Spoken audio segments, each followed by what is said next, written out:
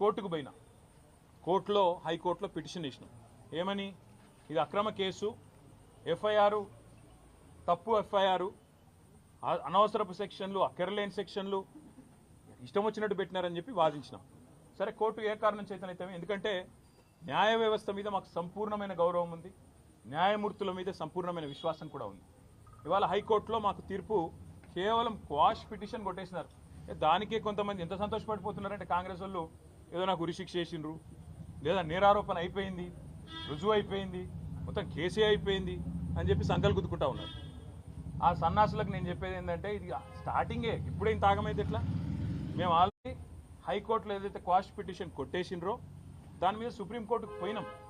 సుప్రీంకోర్టులో మ్యాటర్ ఉన్నది. ఇప్పుడు అది ఎప్పుడు వస్తుందో వస్తుంది. అది సుప్రీంకోర్టు ఎట్లా నడుస్తుందో ఆ పద్ధతి ప్రకారం 2 రోజుల్లోనో 3 రోజుల్లోనో వారం రోజుల్లోనో ఎప్పుడు వస్తుందో వస్తుంది.